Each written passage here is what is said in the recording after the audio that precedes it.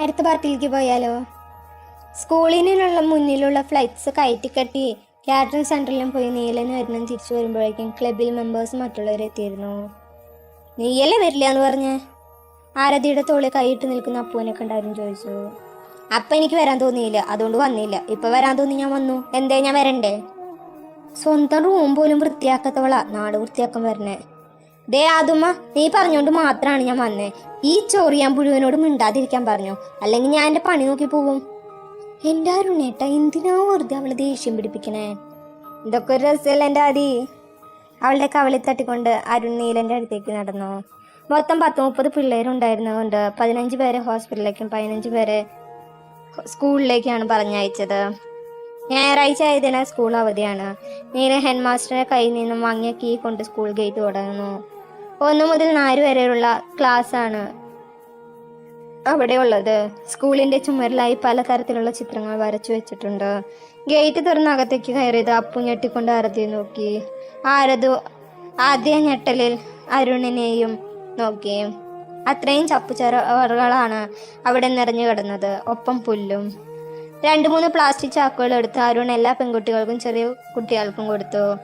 പ്ലാസ്റ്റിക്കും പേപ്പറും 2ആയി കളക്ട് ചെയ്യണം കേട്ടോ, നീല നിർദ്ദേശം കൊടുത്തു. നീലനും അരുണും മറ്റു ചെറുപ്പക്കാരും സ്കൂൾ മുറ്റത്തെ പുല്ലും കാടും വെട്ടി വൃത്തിയാക്കി. ഈ സ്കൂൾ മുറ്റത്ത് കൂടി ഞാൻ ഓടി നടന്നതാ, ആദുമ്മ പറഞ്ഞു. എനിക്കിവിടേക്ക് വരുമ്പോ ആ കണക്ക് മാഷിന് ഓർമ്മ വരണേ. എന്തോരം പിച്ച എനിക്ക് കിട്ടിയിരിക്കണേ, അപ്പു പറഞ്ഞു. കുറെ നേരത്തെ പരിശ്രമത്തിന് ശേഷം എല്ലാവരും സ്കൂൾ വൃത്തിയാക്കി. ഈ അടുത്ത കാലത്തൊന്നും ഞാൻ ഇത്രയ്ക്കും പണിയെടുത്തിട്ടില്ല, ആദുമ്മ സ്റ്റെപ്പിലേക്ക് ഇരുന്നുകൊണ്ട് പറഞ്ഞു. മര്യാദക്ക് വീട്ടിലിരുന്ന് TV കണ്ട് ഫോണിൽ കളിച്ചിരിക്കണ്ട എന്നെ വിളിച്ചോണ്ട് വന്നിട്ട് അയ്യോ വയ്യേ. അപ്പു ആദമ്മയുടെ തോളിലേക്ക് തലവെച്ചു. എല്ലാവരും അവിടെ ഇവിടെയായി ഇരിപ്പുറപ്പിച്ചു. എല്ലാവരും നന്നായി ക്ഷീണിച്ചിരുന്നു. എന്താല്ലേ ഇവിടെ ഇത്രയും പ്ലാസ്റ്റിക്? നമ്മൾ കളക്ട് ചെയ്ത് കൂടുതൽ ഇതാണ്, കൂട്ടത്തിലുള്ള ഒരു കുട്ടി പറഞ്ഞു. ഈ ലോകത്ത് പരിസ്ഥിതി മലിനീകരണം കുറച്ച 3 ആളുകൾ ആരൊക്കെയാന്നറിയോ ആദമ്മ നിനക്ക്? ഇല്ല, ആരാ? അപ്പുവിന്റെ ഉത്തരം കേൾക്കാൻ മറ്റുള്ളവരും ആകാംക്ഷയോടെ കാത്തിരുന്നു. ഡാഗിനിയും കുട്ടൂസനും ലുട്ടാപ്പിയും. ഡാഗിനിക്കും കുട്ടൂസനും വേണമെങ്കിൽ മായാവി പ്ലാസ്റ്റിക് കുപ്പിയിൽ അടച്ചു വെക്കായിരുന്നില്ലേ? അതാകുമ്പോ കുട്ടി പൊട്ടിച്ചിട്ട് മായാവിക്ക് രക്ഷപ്പെടാനും പറ്റിയിരുന്നില്ല. എന്നിട്ടും അവരങ്ങനെ ചെയ്തില്ലല്ലോ. പിന്നെ ലുട്ടാപ്പി കൊണ്ടെത്തി പോണ കാരണം എത്ര പെട്ടൊരാളെ ലാഭിച്ചേ. അതിലൂടെ വായുമലിനീകരണം ഇല്ലാതാക്കിയില്ലേ? അപ്പുവിന്റെ ഉത്തരം കേട്ട് എല്ലാവരും അരുണിനെയാണ് നോക്കിയത്. അച്ഛനും അമ്മയ്ക്കൊരു ചെറിയ കയ്യബദ്ധം പറ്റിപ്പോയി എന്ന എക്സ്പ്രഷൻ അരുൺ ഒന്നിളിച്ചു. ഒരു കോള് വന്ന നീലൻ അവിടെ നിന്ന് എണീറ്റ് മാറി നിന്നു. അടുത്ത മാസം കല്യാണമായില്ലേ അരുണേ? ഒരുക്കളങ്ങളെ ഇതുവരെയായി? ഒന്നും തുടങ്ങിയിട്ടില്ല, ലോൺ ശരിയായിട്ടില്ല, അതിന്റെ പിറകിലാ കുറച്ച് ദിവസമായിട്ട്, അരുൺ പറഞ്ഞു. അല്ല, കാർത്തിയുടെ കല്യാണമല്ല ശരിയായ? അന്ന് പെണ്ണ് കാണാൻ പോയിട്ട് എന്തായി?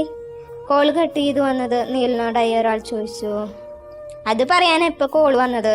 വല്യമ്മയെ വിളിച്ചേ. വല്യമ്മ ആ കുട്ടിയുടെ ബന്ധുക്കളും ജോത്സ്യനെ കാണാൻ പോയിരുന്നു. അടുത്ത ഞായറാഴ്ച നിശ്ചയത്തിനുള്ള ഒരു മുഹൂർത്തമുണ്ട് അത്രേ. എനിക്കത് ഓക്കെ ആണോ എന്ന് ചോദിക്കാൻ വിളിച്ചതാ. ആണോ? എന്തായാലും കലക്കി. ഇനി അരുണിന്റെയും കാർത്തിയുടെയും കല്യാണല്ലേ ബാക്കിയുള്ളോ? അതും ശരിയായതോടെ നമ്മുടെ ഗ്യാങ്ങിലെ എല്ലാവരും കല്യാണത്തിൽ സമ്പൂർണ്ണ സാക്ഷരത വഹിച്ചു. അത് കേട്ട് അവിടെ ഒരു ചിരി ഉയർന്നു. ഇതെല്ലാം കേട്ട് ആദ്യം ഒരു ഞെട്ടലോടെ അപ്പുവിനെ നോക്കി. തന്റെ തോളിൽ തലവെച്ച് മറ്റെങ്ങും നോക്കിയിരിക്കുകയായിരുന്നു. പക്ഷെ ആ മനസ്സിലെ പിടപ്പ് മറ്റാരേക്കാളും ആദുമ്മയ്ക്ക് മനസ്സിലായിരുന്നു. എന്താ പെൺകുട്ടിയുടെ പേര്? പഠിക്കാണോ? അരുൺ ചോദിച്ചു. ശ്രീലക്ഷ്മി എന്ന പേര്, സ്കൂൾ ടീച്ചറാ. അവൻ ഫോൺ എടുത്ത് ഫോട്ടോ കാണിച്ചു കൊടുത്തു. കാണുമ്പോഴേക്കും ലക്ഷ്മിയെ പോലെ ഉണ്ട്, നല്ല ഐശ്വര്യമുള്ള ചേച്ചി. കാർത്തിയേട്ടന് നന്നായി ചേരും, കൂടെയുള്ള പെൺകുട്ടി പറഞ്ഞു. നീലന്റെ മുഖത്ത് മനോഹരമായ ഒരു പുഞ്ചിരി വിടർന്നു.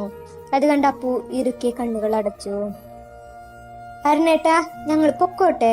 അപ്പു ക്ഷീണിച്ചു. ആദമ്മ ചോദിച്ചു. എന്നാ വീട്ടിൽ പൊക്കോ, ഞാൻ കൂടെ വരണ? ഏയ് വേണ്ട, ഞങ്ങൾ പൊക്കോളാം, അപ്പുവിന്റെ മനസ്സറിയുന്ന ആദമ്മ പറഞ്ഞു. അവർ രണ്ടുപേരും സ്കൂൾ ഗേറ്റ് കടന്ന് പോകുന്നവരെ അരുൺ ആക്കി കൊടുത്തു.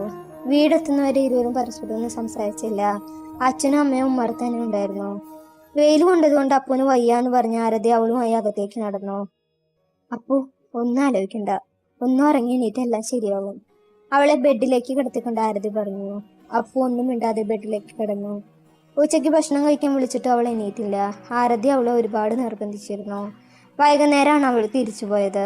അപ്പോഴേക്ക് അരുണും തിരിച്ചു വന്നിരുന്നു. അപ്പോൾ ഒന്നും മിണ്ടാതെ ഇരിക്കുന്നത് 3 പേരും ശ്രദ്ധിച്ചുവെങ്കിലും വയ്യാത്തതുകൊണ്ടായിരിക്കുന്നു കരുതി. പിറ്റേ ദിവസം ആരതിയുടെ അമ്മൂമ്മയ്ക്ക് വയ്യാന്ന് പറഞ്ഞ ആരതിയും അമ്മയും അവരുടെ തറവാട്ടിലേക്ക് പോയി. അതുകൊണ്ട് അപ്പും കോളേജിൽ പോയില്ല. ഏത് സമയം റൂമിനുള്ളിൽ വാതിലടച്ചിരിക്കുന്ന അപ്പുവിനെ അമ്മ എപ്പോഴും ചീത്ത പറയും. ഒന്ന് പറഞ്ഞാൽ 4 തിരിച്ചു പറയുന്നവൾ ഇപ്പോൾ ഒന്നും മിണ്ടാറില്ല. ഏത് സമയം അരുണനോട് തല്ലുകൂടുന്നവൾ ഒരക്ഷരം പോലും സംസാരിക്കുന്നില്ല. അപ്പോൾ നിനക്കെന്താ പറ്റിയേ?